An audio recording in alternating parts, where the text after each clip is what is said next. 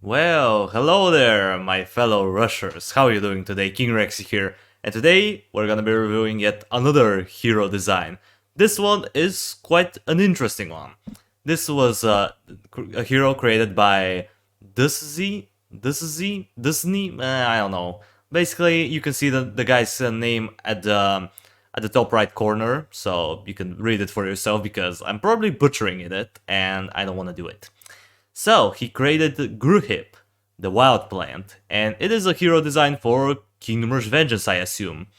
For more like the template is definitely Vengeance-like, so I would assume this is a hero design for Kingdom Rush Vengeance. And he looks pretty cool. It looks goofy and also scary at the same time. I don't know how to put it. He kind of reminds me of, I think it was the snap vines from Kingdom Rush Frontiers. I mean, something about this reddish look just reminds me of it. But I don't know. So we have a short description here, so let's just read through it.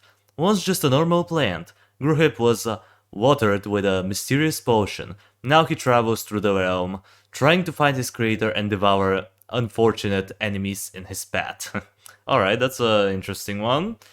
And yeah, I really like the amount of effort that this guy put in. Like, the template alone is just quite a bit of work, so good on you, man.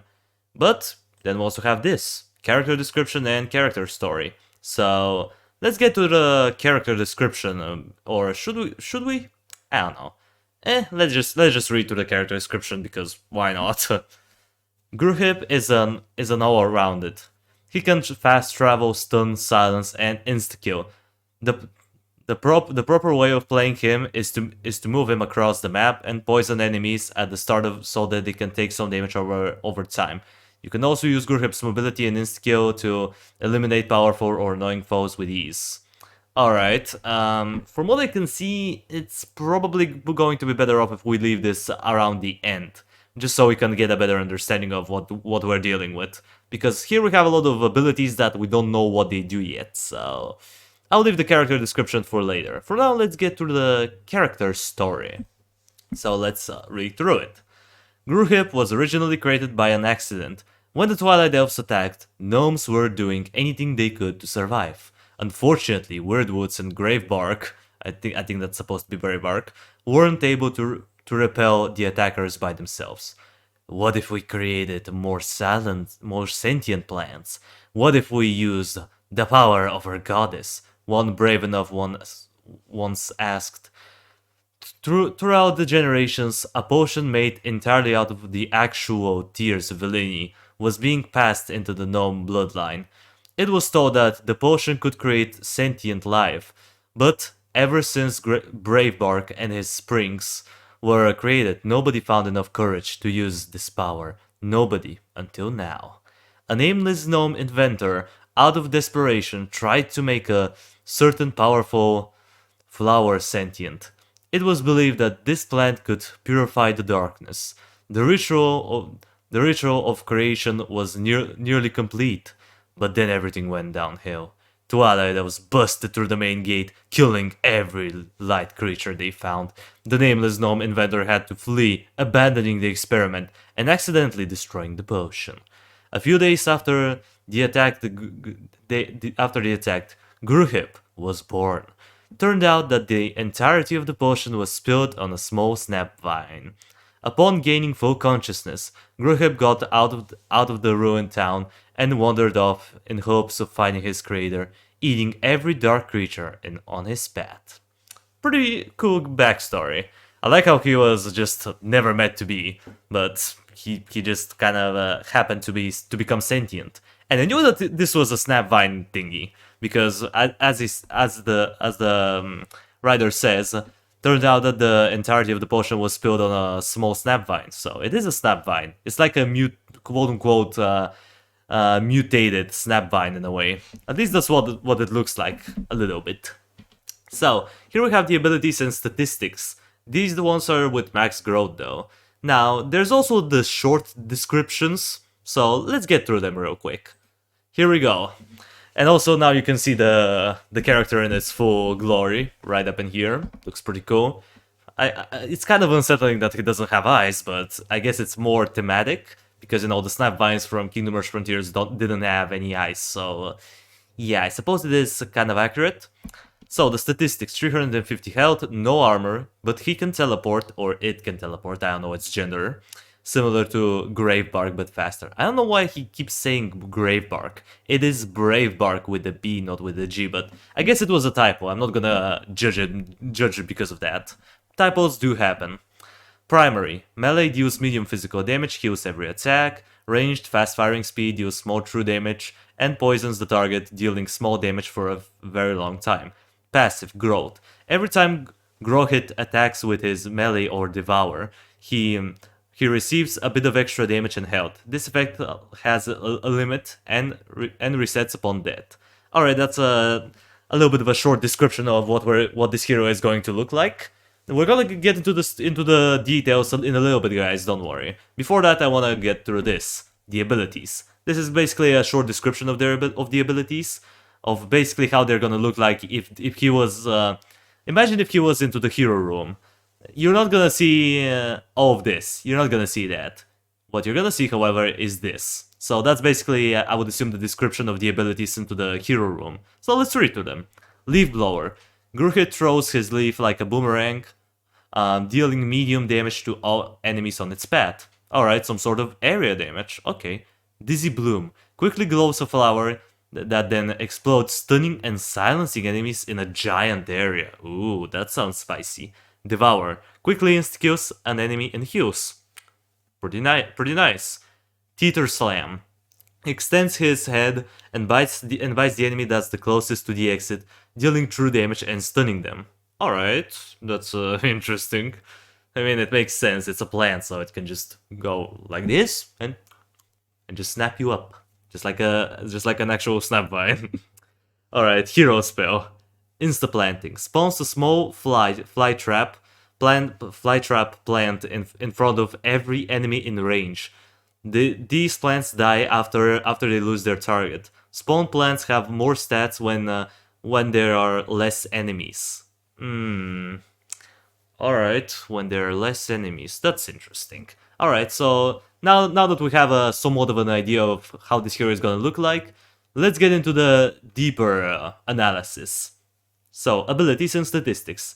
And here we have it with max growth. So I would assume these are the damage and the HP are that are into the brackets are basically the stats with the max growth. So 370 HP, not too bad. That's actually a decent amount. However, keep in mind that he doesn't have armor, so he's kind of squishy. Damage range, 3 to 8. So this is his ranged attack, I think. Firing rate, 0.4 seconds. That's actually pretty good. I mean, if we do the quick calculations, this is basically 13.7 or 13.8 damage per second, which is not outstanding per se, but it's kind of nice because it's a rapid fire rate. So it's unlikely that you're gonna overkill an enemy with if you're using the ranged attacks, which is, I guess, understandable. So then we also have the poison, the poison damage, which is 2 per second, or in this case 10 seconds. It lasts for 10 seconds and deals 2 damage per second. So that's a total of 22 damage over 10 seconds. Yeah, as he specified, it lasts for a very long time, but the damage is pretty low. I don't know. I guess it's a nice addition to make up for the lowish attack that he deals, but I don't know. I personally feel like this poison damage is kind of meh, but alright, I guess. If it was like something more significant, like 10 damage or 15 damage, then it will be kind of okay. But 2, I don't know. Damage in melee, 30 to 50, with max growth, 50 to 70. So if he has the max growth, basically he deals 40 physical damage every second. As you can see, his attack rate is 1.5 seconds. He heals 10 HP whenever he deals melee damage. That's cool. Because of his lack of armor or magic resistance in that case, that's a nice way to regenerate, I guess. Just a quick after every attack, you're gonna regenerate a little bit. That's about a quarter of his average damage that goes into his HP, which is okay. It's not phenomenal, but it is decent.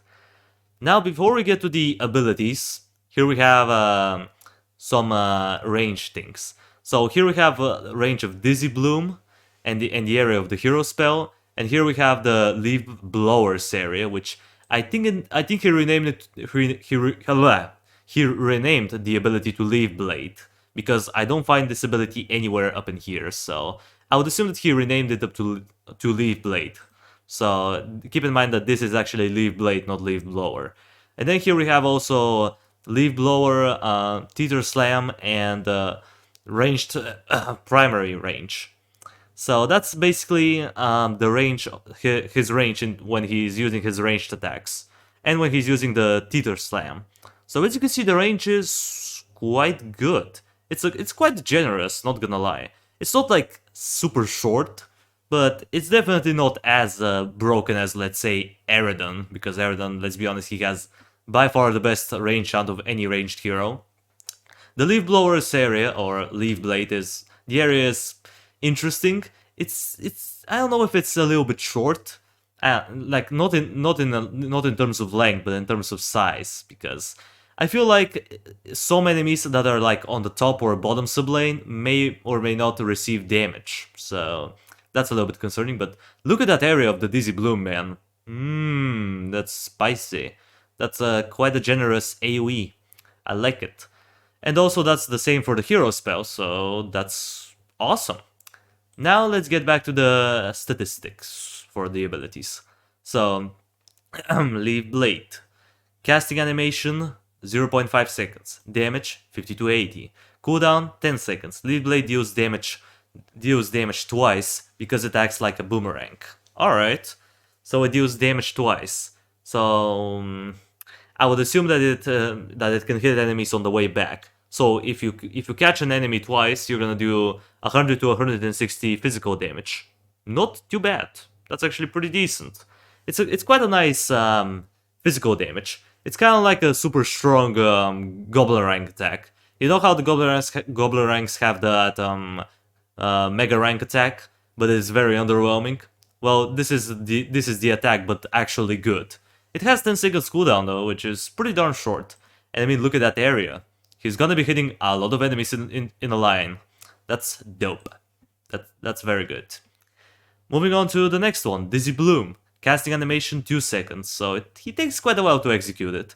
But the stun duration is 3 seconds, the silence duration is 10, and the cooldown is 16 seconds. The flowers appear towards the entrance starting from the first enemy. Oh, so that's why we have so many little circles. So let's say that it starts from here, and then the bloom just chains from here to here to here to here and to here. Something like this, I suppose. Or maybe it's like this? No, I highly doubt it. It's probably like the way I did it before. So yeah, that's interesting. Pretty good. I really like the AoE attack. The AoE is by far the best part about this ability. The silencing part is cool. 10 second silence, that's a pretty good ability.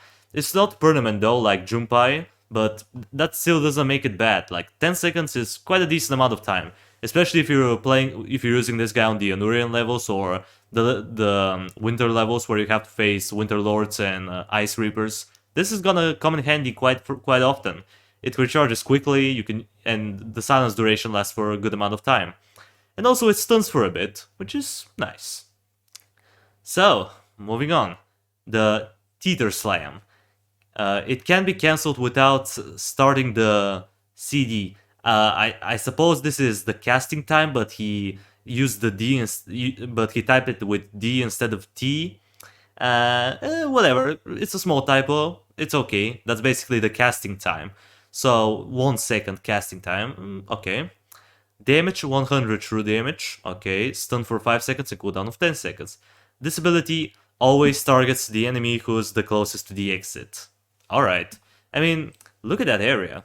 If you think about it, he can reach quite far. So if an enemy gets out of your choke point and he starts to, you know, make his way towards your exit, he's just gonna be like, nope, just gonna extend my neck, bite you, gonna take a small chunk of your health, and stun you for 5 seconds. That's pretty dope. That's pretty good. And 5 seconds stun on a 10 seconds cooldown, that means that by the time the ability is halfway done, this guy's gonna be stunned for that duration, which is nice. 5 seconds stun is nothing to mess around with, that's pretty good.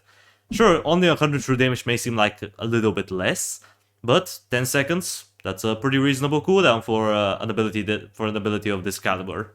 Not bad. If it dealt like something like insane, let's say 500 true damage, this thing will have probably like 30 seconds cooldown. And I prefer abilities that don't do a lot of damage, but have fast cooldowns, so that's actually pretty good for me. For some of you, this may seem like it's trash, but to me, it is quite nice. Moving on. Devour. Cooldown 35 seconds. Oof, that's pretty long. Giggity. Casting animation 1 second. Can be cancelled without starting the starting animation. The casting animation. I keep saying starting animation. It is casting animation. 200 HP heal. It doesn't say that it insta-kills an enemy, but if you remember from this page, it says quickly insta-kills an enemy and heals. So I don't know why he didn't add the insta-kill part here, but okay, whatever. So it's an insta-kill, and he heals 200 HP. That's not bad. I mean, his maximum HP without the max growth is 350, so that's over half of his HP, just like that. And the cooldown is not bad. Sure, 35 seconds for an insta-kill may seem like a lot, but whatever. I mean, comparing it to other insta-kill abilities in the game, that's actually that one actually has a pretty reasonable cooldown. It's not as OP as like the Wicked Sisters, because I think they have the fastest insta-kill in the game, but it's not like, but it doesn't take an eternity to recharge like Birisat's Obliterate or Merglin's Magma Geyser. So that's a pretty balanced insta-kill. And the heal part is definitely where it's at, because sure, insta-killing an enemy, that's always a positive, but healing on top of that, that's pretty good. Especially on a hero who is not very durable, because having only 350 HP and no resistances means that he's going to die quite frequently, so this ability is a nice way for him to make it to help you get rid of an annoying enemy and get a lot of his health back, which is pretty nice. And then here we go with the hero spells. The hero spell. Insta-planting. So, if I remember correctly, it spawns plants into this area. So as you can see, the AoE is actually huge. It has a pretty big area of effect, which is good. And I would assume that the plants that spawn in, because as you can see, it spawns in front of every enemy. So imagine if you have 20 enemies somehow into this area. You can stun them. You can stun them with 20 plants. That's quite ridiculous, actually. Let's take a look. So the plants have 300 HP and 8 to 10 damage. Not great. But if one or two, but if there's, okay, so I would assume that this is basically where, if let's say that there's 10 enemies into this area, 10 enemies, the plants are gonna have these stats. However, if there's 1 or 2 enemies, the plants get these stats: 900 HP and 20 to 30 damage, cooldown of 30 seconds. Spawn plants have infinity duration. I think it's supposed to be infinite duration, but disappear when their first target dies. Alright, so that's actually kind of interesting, because you may not want to use this ability on I would say this ability is pretty flexible, because you can use it to summon a lot of plants that are kind of weak, but you're gonna stall a horde of enemies for quite a bit. Or if you have a very tough enemy, you can use this ability on him and stun him for I suppose a decent amount of time. Like 900 HP is quite a bit, and considering that most enemies in Kingdom Rush Vengeance don't attack very fast, that's gonna stall a tough enemy for quite a bit. Like if you're having like a let's say Crystal Demolisher or Bone Carrier, and you want to isolate them from the supporting enemies like Channelers, or in the case of the Bone Carrier, the regular skeletons. Yeah, that's a good ability. I like it. I like how you can use it for multiple things. You can either use it to stall hordes of enemies, or you can just use it to, stun 1 or 2 enemies. Now, I like how he added that it can be 1 or 2 enemies. That's nice. All right, now here we go with the growth stats. So, grows every 30 melee attacks. Devour counts as 10 attacks.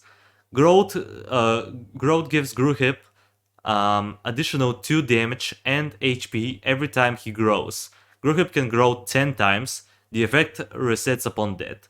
So, that's why. Okay. Now, this is gonna take him a while, but in reality... Oh, wait. 30 melee attacks. I thought that the ranged attacks also countered, but nope. Melee attacks. So yeah, chances are you're probably not gonna get the maximum level that Grohip can get up to because of his low durability and lack of resistance. So yeah, I'm not quite sure if you're gonna get 10 times the growth every time, unless you're playing on a level where enemies are not super strong. But because if you're playing on like the Anurian levels, yeah, this guy is definitely not getting up to 10 times the size because, let's be honest, Anurian enemies are annoying and they do a lot of damage. But it's a nice passive ability though. The longer he fights, the stronger he becomes. Just like the Druid of Wrath from BTD6. I like this idea. Here we go with the voice lines. Alright, we're reaching the end, guys. Voice lines. Bloom and Doom. I don't know how to make a plant noise, so yeah, I'm just gonna read them in my normal voice because I don't wanna make you cringe. Bloom and Doom. Time to kick some grass. Get it? Giggity. Zombies bad. Oh, reference to Plants vs Zombies. Okay. Ah. Ah, poppycock. Okay. Okay. Alright, interesting quote there. Dead voice line. Leave me alone. Leave me alone. Oh, aloe. Alright, pretty interesting quotes. Pretty fitting for a plant, I suppose. Definitely getting a positive point for creativity there. And now here we go with a very short description of what inspired him to create Grohip. To be honest, I made Grohip because I've always wanted to make a character concept for Kingdom Rush, but I can't draw humanoid characters. Oh, it's okay. I can't draw either. On the other hand, I can draw plants and I'm a big Plants vs Zombies fan, so that's why he has so many PvZ references and similarities. Grohip is also a character that I would really like to use in games because his kit is interesting and can lead to many possible strategies. Well, that's for sure, man. You're a pretty big fan of Plants vs Zombies, and you also created a pretty good hero. Now, to be honest, the best thing that I like about him is just the look of it. It just looks like it's just the perfect balance between goofy and creepy. I don't know how to put it. I just really love this drawing. It looks like something that I would draw back in the day, because for those of you who don't know, which is most of you, I used to draw before, but right now I'm not really good at it. I can barely draw a human face. Lol. So yeah, good on you, man. I really like the amount of effort that you put into this hero. Not only into the statistics, but also into the art. Like, that's pretty well done, man. I really like the amount of extra effort that you put into. Also, he also provided me with a clearer representation of the range or AoE of his abilities, which is obviously a huge help. And as far as the main hero goes, I would say that he is decent. I definitely like the variety of abilities that he has. He has the Leaf Blade or Leaf Blower, whatever you want to call it. It's a pretty nice AoE attack that has a very long reach. I really like it. It's like a super strong Gobblerang attack. It's a nice crowd control ability. The Dizzy Bloom is also very nice for stalling power. It's gonna work especially very good with enemies that have magical abilities. The Teeter Slam is a nice way to prevent the enemy from leaking, and also from preventing an enemy to getting past your choke point, or just doing damage primarily to an enemy before he even reaches the choke point, which is okay. And the stun duration is obviously a big positive. The Devour ability is also very good. That's basically an insta kill with a pretty good heal, which kind of makes up for his low HP, but not really. And then the hero spell, I would say it's by far one of the more interesting ones that I've seen. It definitely has a lot of possibilities. Like, this hero is definitely gonna be useful.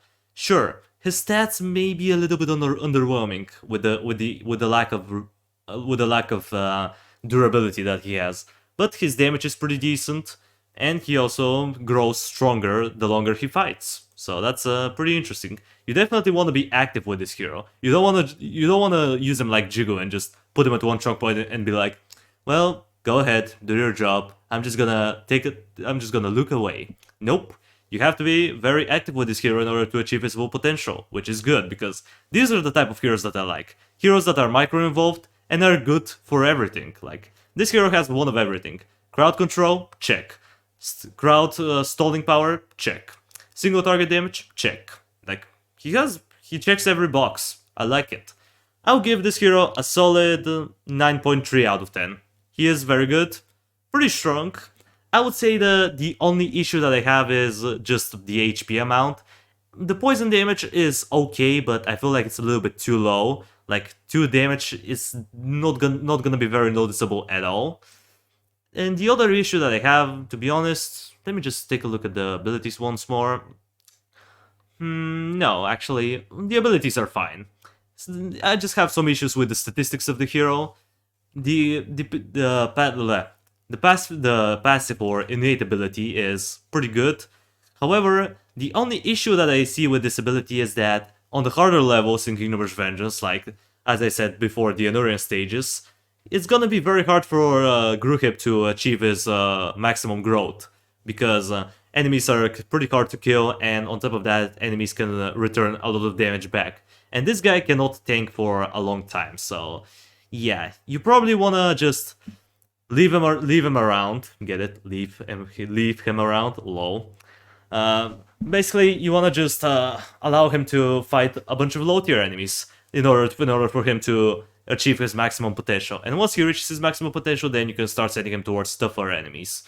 Or, you know, that's the way I would play with him if he was ever invented into Kingdom Rush Vengeance. So yeah, I really like this hero. Man, you did a pretty good job. Well done. And yeah, guys, if you have any other hero ideas or designs for any Kingdom Rush game, then just send them to me on Discord or even on Reddit. Because yeah, I do use Reddit. I'm on the Reddit Kingdom Rush, so you can send me your hero design there if you want to. But I prefer Discord, but whatever. If you send it to me on Reddit, I'll respond, but it's gonna be probably not immediately, because I'm not very active on Reddit. And yeah, well, with that out of the way, that's gonna do it for the video. Thank you everybody so much for watching. I appreciate you for sticking around to the end. Subscribe if you want to see more of this content in the future. And while you're at it, drop a like on the video. It means a lot to me. And I will see you in the next video.